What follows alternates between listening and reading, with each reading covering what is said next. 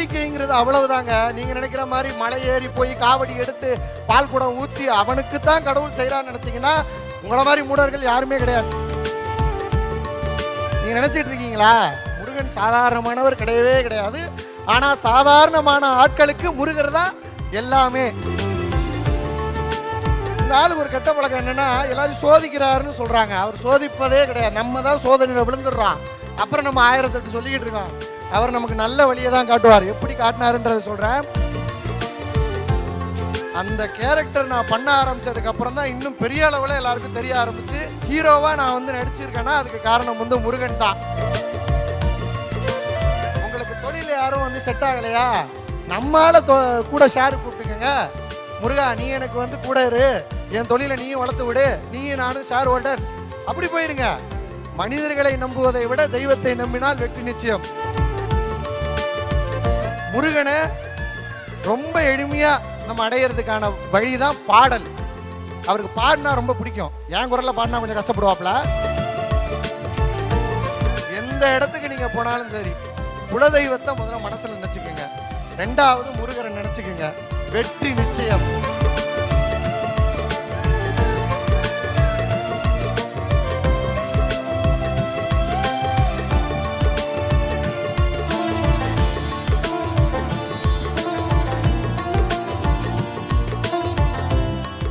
அடுத்து இந்த மேடைக்கு வந்து முருகரோடு தன்னுடைய அனுபவத்தை பகிர இருக்கக்கூடிய நபர் நம்ம எல்லோருக்குமே சின்ன திரையின் மூலமாக பிரபலமானவர். நடிப்பு அப்படின்னா நடிப்பில் பல விதங்கள் சொல்லுவோம். ஒரு சிலரை வந்து கதாநாயகனாக பார்ப்போம், ஒரு சிலரை வந்து அந்த கதையில் வரக்கூடிய கருவின் உயிராகவே பார்ப்போம். அந்த குணச்சித்திர நடிப்பு அப்படின்றது ரொம்ப ரொம்ப முக்கியம். அவங்கெல்லாம் கூட இருக்கும் பொழுது தான் யாரை ஹைலைட் பண்ணணுமோ அவங்க மிக சிறப்பாக தெரிவாங்க. அப்படி சன் டிவியில் ஆனந்த ராகம் அப்படின்ற தொடர் மூலமாக மக்களின் மனதில் பிரதானமாக இடம் பிடித்தவர் இன்றைக்கு ஆன்மீக ராகம் பாடுவதற்காக இங்கே வந்திருக்காரு. என்னப்பன் அவரை பற்றி பேச நடிகர் அழகப்பன் அவர்களை அன்போடு மேடைக்கு அழைக்கின்றோம். அழகு என்றாலே முருகன் தான். உங்க பெற்றோர் உங்களுக்கு சரியான பெயர் வைத்திருக்காங்க. உங்களை முருகரா பார்த்து, ஐயா மைக்கு நீங்க பிடிச்சிக்கங்க ஐயா, இல்லைன்னா மைக் என்ன திட்டுது, ரொம்ப பேசாத அழகப்பனை பேசவை அப்படின்னு சொல்லிட்டாரு ஐயா. அதனால நீங்க தொடர்ந்துருங்க. எல்லோருக்கும் முதல்ல என்னுடைய முதல்கள் வணக்கம். எடும்போதும் வேலும் மயிலும் என்பேன், எழுந்தே மகிழ்ந்து தொழும்போதும் வேலும் மயிலும் என்பேன். அதாவது தொழும்போதும், அதாவது அழும்போதும் வேலும் மயிலும் என்பேன், அடியேன் உடலம் விழும்போதும் வேலும் மயிலும் என்பேன் சொல்லி பாம்பன் குமரகுருதாசர் சொல்லியிருக்காரு. முதல்ல என்னுடைய தாய் தந்தையரை வணங்கி, குலதெய்வத்தை வணங்கி, பின்பு என்னுடைய இஷ்ட தெய்வமான முருகப்பெருமானையும் வணங்கி, ரொம்ப ரொம்ப சந்தோஷமான ஒரு விஷயம் என்ன அப்படின்னா, குருமார்களை மறக்கக்கூடாது. ராகவேந்திர சுவாமி, அகத்தியர், அருணகிரிநாதர், என்னுடைய பாம்பன் ஸ்ரீமத் குமரகுருதாசர், அவருக்கு அப்புறம் கிருபானந்த வாரியார் ஐயா அவர்களை வணங்கி, என்னதான் எல்லாம் ப்ரிப்பேர் பண்ணிட்டு வந்தாலும் இந்த இடத்துல வந்து நிற்கும் போது அவங்களோட ஆசையெல்லாம் வாங்கினாதான் சொல்ல வந்ததில் ஒரு 10% சொல்ல முடியும். ஏன்னா வரும்போது 100 பாயிண்ட் யோசிச்சுட்டு வந்தேன், ஆனால் எதுவுமே ஞாபகத்தில் இல்லை. அம்மா அவர்கள்லாம் வந்து பேசும்போது நிறைய விஷயங்கள் இப்போ நான் வந்து என்னுடைய மனம் விட்டு சொந்த என்னுடைய அனுபவங்களை தான் இப்போ ஷேர் பண்ணிக்க போகிறேன். அதுக்கு முன்னாடி வாராகி டிவிக்கு என்னுடைய மனமார்ந்த நன்றிகள். அப்புறம் விளக்கு கடை, அது நம்ம அக்கா கடை. அவங்க வந்து ஆல்ரெடி நான் வந்து காஞ்சிபுரத்தில் அவங்களுடைய கடைக்கு போய் ஒரு வீடியோ பண்ணோம். என்னை வந்து அவங்க அவ்வளவு மரியாதையாக கூப்பிட்டு ஒரு மிகப்பெரிய ஒரு திருவிழா மாதிரி அது நடந்தது. ரொம்ப சந்தோஷம். ஆக்சுவலாக வந்து இறைவன் தான் நம்ம அடிக்கடி சந்திக்க வைக்கிறார். தொடர்ந்து இதை போன்ற நல்ல விஷயங்கள் செய்கிற எல்லாரும் நல்லா இருக்கணும் அப்படிங்கிறது என்னுடைய ஆசை. அதற்கு அடுத்தபடியாக இப்போ விஷயத்துக்கு வரேன். எனக்கு முன்னாடி பேசினவங்க எல்லாருமே வந்து பார்த்திங்கன்னா என்னை விட அனுபவத்திலும் ஆராய்ச்சியிலையும் ரொம்ப ரொம்ப பெரியவங்க. நான் வந்து ஒரு சின்ன ஒரு என்ன சொல்கிறது, ஒரு புள்ளி தான். முதல் விஷயம் நான் சொல்லணுன்னு என் மனசில் ஆசைப்பட்டது என்ன அப்படின்னா, முருகனும் நானும் அப்படிங்கிறது வந்து தலைப்புன்னாங்க. கலைஞர்களுக்கு பொதுவாக வந்து ஒரு வேலை இருக்கும், அதுக்கப்புறம் ஒரு வேலை கிடைக்கிறங்கிறது ஒரு குதிரை கொம்பு.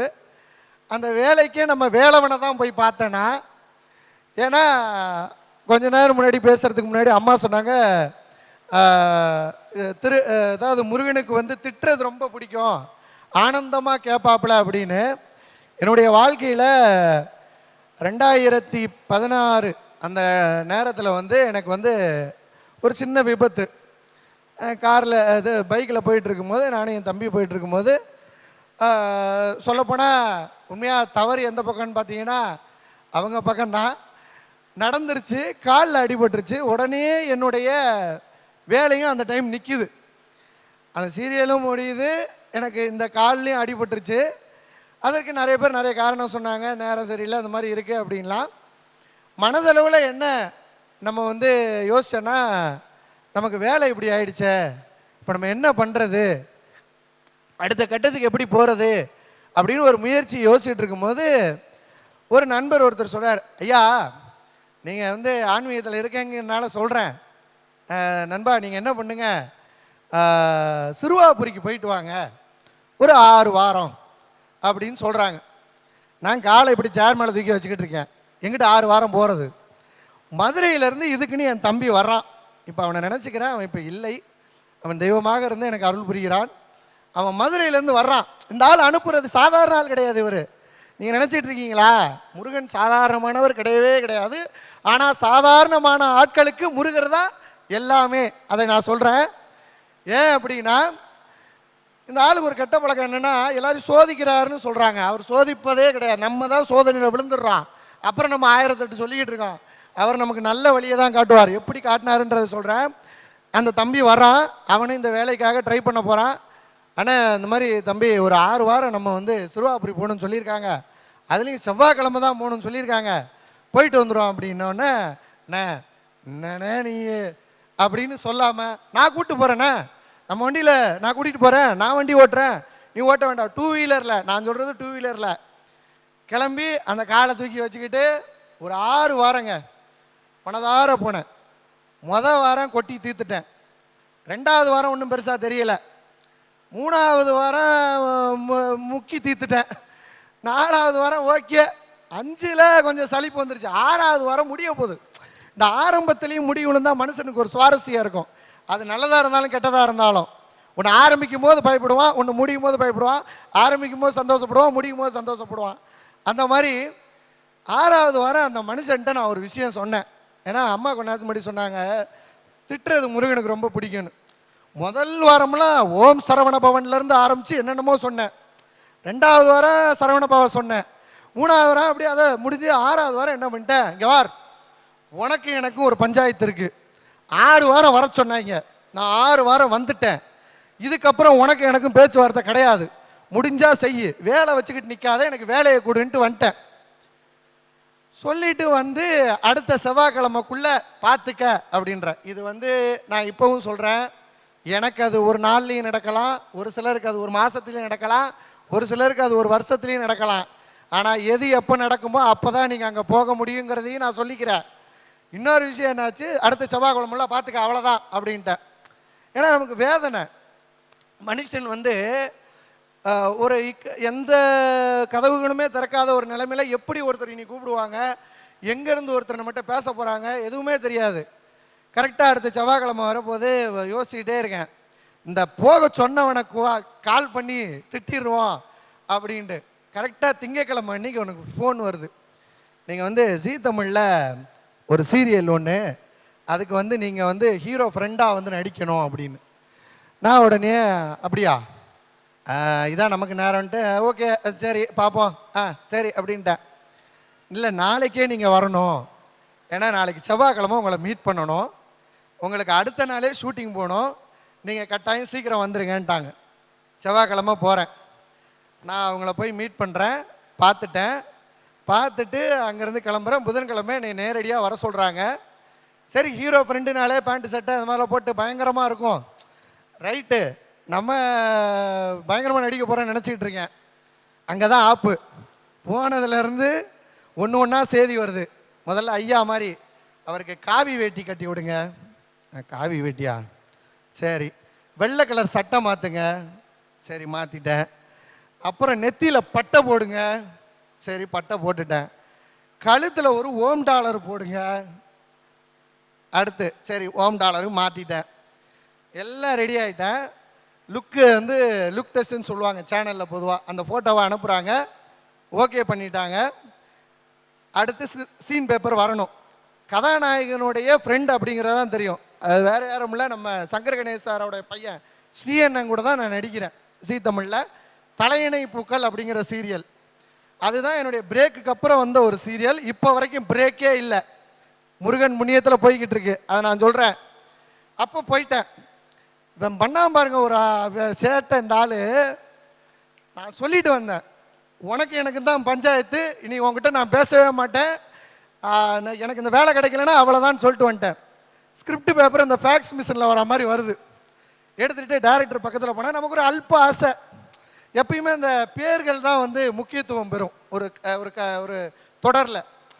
எட்டி எட்டி பார்க்குறேன், அவர் நம்மளோட வளர்த்தியாக இருக்கார், காட்ட மாட்டேன்றாப்புல.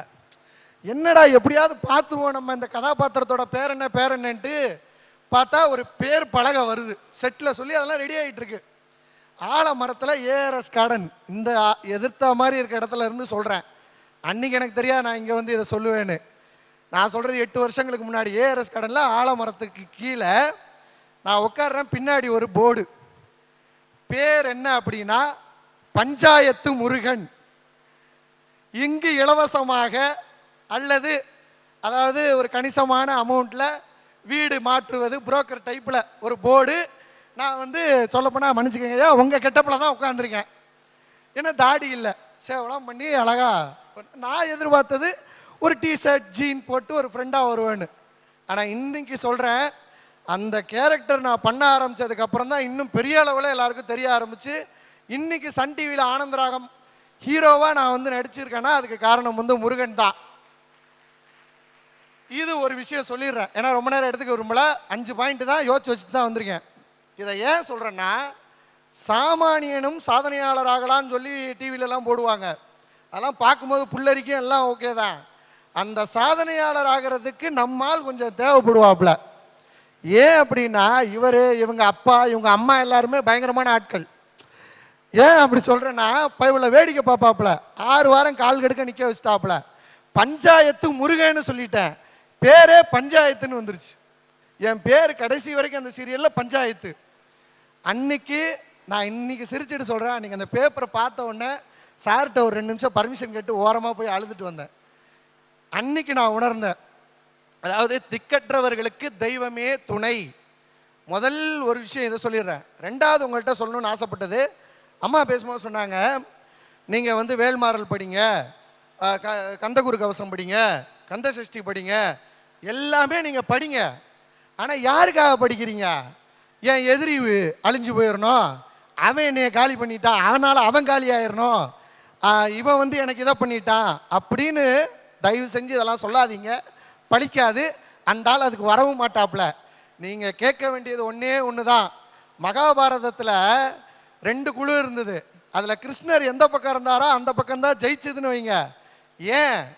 தெய்வம் நம்மோடு இருந்தால் நமக்கு திறமை இருக்கு இல்லை அதெல்லாம் 2வது பட்சம். தெய்வம் இருப்பதே நமக்கு வெற்றிக்கான அடையாளம். அதனால அப்பா கண்ணீர் விட்டு கேளுங்க.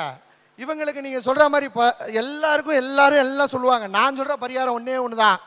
எனக்கு யாரும் இல்லை, நிராயுதபாணியாக நிற்கிறேன், கண்ணீர் விட்டு 1 ரூபா கற்பூரம் வாங்கி ஏற்றுங்க. தெய்வம்னு ஒரு படம் இருக்கும். அந்த படத்தில் வந்து ஒரு நண்பனுக்கு ஒரு நண்பன் பணம் கொடுத்து பெரிய ஆளாக இருப்பாப்புல. வீட்டுக்குள்ளே இந்த மாதிரி ஒரு படிக்கட்டில் போவாப்புல. அப்போ அவர் சொல்லுவார், கதிர்வேலு வடிவேலு நன்றி கெட்டத்தனமாக நடந்துக்காத, நீ வர வேண்டிய லாபத்தை வேணாலும் நான் விட்டு கொடுத்துட்றேன், ஆனால் முருகனுடைய பாதத்தில் வச்சு கொடுத்த 10,000 இல்லைன்னு சொல்லாத, நீ நல்லா இருக்க மாட்டேன்னு சொல்லுவாப்புல. அது ஏவிஎம் ராஜன் அவர் நடித்த படம். அதில் பாருங்கள், தேவரையா எடுத்தது தெய்வம்ன்ற படத்தில். ஏன் இதை சொல்கிறேன்னா, இந்த காலத்தில் 2 படிக்கட்டு ஏறிட்டாலே அவன் என்னென்னமோ பண்ணுறான்றாங்க. அதெல்லாம் ஒன்றும் நடக்காதுங்க. வேலுண்டு வினையில்லை, மயிலுண்டு பயமில்லை, குகனுண்டு குறையில்லை மனமே. யாரும் நமக்கு எதுவும் செஞ்சிட முடியாது. அதெல்லாம் சும்மா சொல்கிறது. அப்புறம் என்ன நம்பிக்கையில் நீங்கள் அவரை கும்பிட்றீங்க? கோயிலுக்குள்ளே போகிறான், சாமியை வேண்டாம், வெளியே வந்துவிட்டு என்னடா அது முடியுமா முடியாதா அப்படின்னு இவங்க பேசிக்கிறாங்க. முடிஞ்சிருச்சுரா, தலைவன்ட்ட சொல்லிட்டு வந்துட்டேன் அப்படின்னா முடிஞ்சு போச்சு. உங்களுக்கு தொழில் யாரும் வந்து செட் ஆகலையா, நம்மளால் கூட ஷேரு கூப்பிட்டுக்கங்க. முருகா நீ எனக்கு வந்து கூட இரு, என் தொழிலை நீயும் வளர்த்து விடு, நீயும் நானும் ஷேர் ஹோல்டர்ஸ் அப்படி போயிருங்க. மனிதர்களை நம்புவதை விட தெய்வத்தை நம்பினால் வெற்றி நிச்சயம். இது சொல்லிட்டேன். ரெண்டாவது. மூணாவது ஒரு விஷயம் சொல்கிறேன், உங்களுக்கு சின்ன குறிப்பாக சொல்கிறேன். நீங்கள் பெரிய அளவில் என்னால் கோயில் போக முடியல தம்பி, நடக்க முடியல, நீங்கள் சொல்கிறதெல்லாம் எங்களுக்கு புரியுது, இந்த பரிகாரம் செய்ய முடியல, தீபம் போட முடியல, இதெல்லாம் சொன்னால் நீங்கள் நினச்சாலும் நான் பின்பற்றக்கூடிய ஒரு விஷயத்தை உங்களுக்கு சொல்கிறேன். முருகனை ரொம்ப எளிமையாக நம்ம அடையிறதுக்கான வழி தான் பாடல். அவருக்கு பாடினா ரொம்ப பிடிக்கும். என் குரலில் பாடினா கொஞ்சம் கஷ்டப்படுவாப்புல. பொதுவாக பாடல்னாலே அவருக்கு ரொம்ப பிடிக்கும். அபிநேஸ்லாம் பாடினா வந்துடுவாப்புல. இந்த பாடலை பாடி அடைந்தவர்கள் தான் முருகன் அதிகம். அதுலேயும் எங்கள் ஐயா பாம்பன், ஏன் ஐயான்னு சொல்கிறேன்னா அவர் பண்ண கதையெல்லாம் இருக்குது, அது இன்னொரு நாள் வாராய டிவியில் சொல்கிறேன். பாம்பன் சுவாமி இப்போ நூற்றாண்டு காலத்தில் வாழ்ந்தவர், முன்ன நூற்றாண்டு. இப்போ மயூர வாகன சேவை நடந்து 100 வருஷம்தான் ஆயிருக்கு. அவர் முருகனை கண்ணால் பார்த்தவர். அதுவும் எங்கேயும் இல்லை, நம்ம ஜிஹெச்சில் இங்கே இருந்து தான் அவர் கதை அது. அந்த பாம்பன் சுவாமிகள் மாதிரி நம்ம மனதார முருகனை இருந்த இடத்துல நான் சொல்லக்கூடிய இந்த விஷயத்தை நோட் பண்ணி வச்சுக்கோங்க. நிச்சயம் இதை நீங்கள் சொல்லுங்கள். எத்தனை நாள்லாம் எனக்கு சொல்ல தெரியாது, நான் சொல்கிறேன். நாள் என்ன செய்யும், வினை தான் என்ன செய்யும், வினை நாடி வந்த கோல் என்ன செய்யும், கொடுங்கூற்று என்ன செய்யும், குமரேசர் இருதாளும் சிலம்பும் சதங்கையும் தண்டையும் சண்முகமும் தோளும் கடம்பும் எனக்கு முன்னே தோன்றிடுனே. அவ்வளோதான், இவ்வளோதான். காலையில் எந்திரிச்சேன்னு நான் அதை தான் சொல்கிறேன். காலையில் எந்திரிச்சிட்டு கரெக்டாக காரை எடுத்துகிட்டு போட்டிங்கன்னா முன்னாடி வருவான் வேலும் மயிலும் துணைன்னு. ஏன்னா நான் வீட்டிலேயே சொல்லிட்டேன், நீ தான் எனக்கு துணைன்னு. நம்பிக்கைங்கிறது அவ்வளவுதாங்க. நீங்கள் நினைக்கிற மாதிரி மலை ஏறி போய் காவடி எடுத்து பால் குடம் ஊற்றி அவனுக்கு தான் கடவுள் செய்கிறான்னு நினச்சிங்கன்னா உங்களை மாதிரி மூடர்கள் யாருமே கிடையாது. நான் தப்பாக சொல்கிறேன்னு நினச்சிக்காதீங்க. நம்பிக்கை என்பது கற்பூரம் ஏற்றுறதுலே ஆரம்பிச்சிடும். நம்பிக்கை என்பது முருகான்னு சொல்கிறதுலே ஆரம்பிச்சிடும். நீங்கள் முருகான்றதே கொஞ்சம் முருகா அப்படின்னா அது முருகா தான். முருகா என் முன் வா, அவ்வளோதான், வந்துடுவான். எந்த விதத்தில் வேணாலும் வருவான் அவங்க முன்னாடி. முருகரை ஏன் இப்படி சொல்கிறேன்னு நினைக்காதீங்க. முருகருக்கு அப்படி பேசினா தான் பிடிக்கும். முருகர் அண்ணனா நினைக்கலாம், தம்பியா நினைக்கலாம், குழந்தையா நினைக்கலாம், அப்பாவை நினைக்கலாம், பாட்டனா கூட நினைக்கலாம். அதே மாதிரி ஐயாவுடைய வீடியோக்கள் நிறைய பார்த்துருக்கேன். ஐயா சொல்லுவார், குலதெய்வம், அதாவது நாள் செய்யாததை கோல் செய்யுன்னுவாங்க, கோல் செய்யாததை குலதெய்வம் செய்யும்னு சொல்லுவாங்க. எந்த இடத்துக்கு நீங்கள் போனாலும் சரி குலதெய்வத்தை முதல்ல மனசில் நினச்சிக்கோங்க. ரெண்டாவது முருகரை நினச்சிக்கோங்க, வெற்றி நிச்சயம். அதை நான் சொல்கிறேன் இன்னைக்கு. அடுத்து 4வது விஷயம், இந்த நாள் என்ன செய்யும்ன்றது யூடியூப்பில் போட்டாலே வரும். கண்டிப்பாக அதை கேளுங்க. உங்களுக்கான விடிவு காலம் ஆரம்பிச்சிருச்சுன்னு தான் நான் சொல்லுவேன். ஏன்னா அதை நான் 100% நம்பி சொல்கிறேன் எங்கே போனாலும். அதுக்கு அடுத்தபடியாக குமாரஸ்தவம், இந்த கந்த சஷ்டி கவசம், கந்த குரு கவசம்லாம் சொல்ல முடியல. 20 நிமிஷம் ஆகுது, 15 நிமிஷம் ஆகுது. ஏன்னா பாவம் எல்லாரும் ரொம்ப பிஸியாக இருக்கீங்க. ஆனால் இன்ஸ்டாகிராம் பார்க்குறதுக்கு நேரம் இருக்கும், அதெல்லாம் பண்ணுறோம். நமக்கு ஒன்று வேணும்னா நம்ம தாங்க முயற்சி பண்ணணும். நீங்கள் அடுத்தவனை குறை சொல்லாதீங்க. அடுத்தவன் தள்ளிட்டான், அடுத்தவன் சாச்சிட்டான், அடுத்தவன் வீழ்த்திட்டான், அவனால் நான் முன்னேறலை. உங்களால் தான் நீங்கள் முன்னேறலை. அதை முதல்ல புரிஞ்சுக்கங்க. உங்களுக்கு முருகர் இருக்காரு, குலதெய்வம் இருக்குது, நல்லவர்கள் இருக்காங்க, அதெல்லாம் அந்தாலே காட்டுவாப்புல கொஞ்சம் கொஞ்சமாக. நீங்கள் முதல்ல உங்களை நம்பணும். எனக்கு இது வராது, என்னைய கூட தான் சொன்னாங்க நடிப்பு வராது, என்னைய கூட தான் ஹீரோ ஆக முடியாது, நான் இன்றைக்கி ஹீரோவாக தான் இருக்கேன், அடுத்த சீரியலுக்கு ஹீரோவாக தான் பண்ண போகிறேன், எல்லாமே நடக்கும். நீங்கள் ஒரு விஷயத்தை தேடி போக வேணாம், நினைச்சாலே போதும். அவன் அருளாலே அவன் தாள் வணங்கின்னு தான் சொல்லியிருக்காங்க. சிந்தை, என் சிந்தையில் முதல்ல அவர் நிற்கணும், அப்புறம் தான் அவர் அருள் கிடைக்கணும் வைங்களேன். அப்போ அப்பாவுக்கே அப்படின்னா பையனுக்கு சொல்ல வேணும். ஆனால் அப்பாவோட பையன் ரொம்ப ஈஸிங்க. அது நான் இன்றைக்கி சொல்கிறேன், சின்ன பிள்ளை தான் அவருக்கு ரொம்ப பிடிக்கும் முருகருக்கு, எல்லாரையும் பிடிக்கும் முருகருக்கு. அதனால் நீங்கள் என்ன பண்ணுங்கள், குமாரஸ்தவத்தை சொல்லுங்கள். 1 நிமிஷம்தான் ஆகும். ஓம் சண்முகபதையே நமக, ஓம் சண்மதபதையேன்னு ஆரம்பிக்கும். சொல்கிறதுக்கு முன்னாடி தயவு செஞ்சு பாம்பன் ஐயாவை நினச்சிக்கோங்க. ஐயா பாம்பன் குமரகுருதாசரே. ஏன்னா டீச்சர்கிட்ட என்ன தான் நம்ம தப்பு தப்பாக எக்ஸாமில் எழுதி அனுப்பிச்சாலும் அவங்க நினச்சா பாஸ் போட்டுருவாங்க. அது மாதிரி தான் குருமார்கள். குருமார்களை சாதாரணமாக நினச்சிடாதீங்க. ராகவேந்திர சுவாமியாக இருக்கட்டும், சாய்பாபாவாக இருக்கட்டும், உங்கள் குரு யாராக இருக்கட்டும், பெத்த அம்மா அப்பாவை கூட குருவாக நினைக்கலாம், தப்பே கிடையாது. நம்ம வீட்டிலே சாமி வச்சுட்டு ஏன் வெளியே போகணும், அவங்களே குருவாக நினைக்கலாம். ஆனால் அந்த குருவை ஏன் நினைக்கணும்னா, நமக்கு வரக்கூடியதை என் புள்ள தம்பி என்னை தள்ளினாலும் என்னை தள்ளுக, என்னை நம்பினோரை தல்லேல்னாரு பாம்பன் சுவாமி. அதனால் என் பிள்ளைப்பா இருப்பா, வண்டி ஒரு 70 கிலோமீட்டரில் வருதா, லைட்டாக அப்படி ஸ்டாப் பண்ணி 10 கிலோமீட்டர் ஸ்பீடில் அடிச்சுட்டு ஓகே என் பையனுக்கு படணும்னு இருந்துச்சு, என் பிள்ளைக்கு பட்டுருச்சு, சேஃப் ஆகிட்டான். இதுதான் குருமார்கள் செய்யக்கூடாது. ஸோ குருவை நம்பினோர் எப்பவும் நல்லதாக இருப்பாங்க.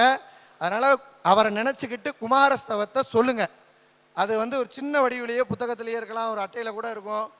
அதை வாங்கி அந்த யூடியூப்பில் ப்ளே பண்ணுங்கள். 5வதாக ஒரு முக்கியமான விஷயம் சொல்லிடுறேன், முருகன் சம்மந்தப்பட்டது. பாம்பன் குமரகுரு தாசர் வந்து என்ன பண்ணாருன்னா திருநெல்வேலிக்கு போயிருக்கார். அப்போ அங்கே திருநெல்வேலியில் இருக்கக்கூடிய அந்த நெல்லையப்பர் கோயிலில் ஆறுமுகனார் சந்நிதின்னு ஒன்று இருக்குது. அந்த சந்நிதியில் உட்காந்து அவர் ஒரு பாடிய பாடல் திருநெல்வேலி பதிகம். சரிங்களா? சீருடை யாரியனே என்னை சேர அணைப்பவனேன்னு வரும். இந்த பாடல் திருநெல்வேலி பதிகம், தெளிவாக சொல்கிறேன். பாம்பன் குமரகுருதாசர் இயற்றியது.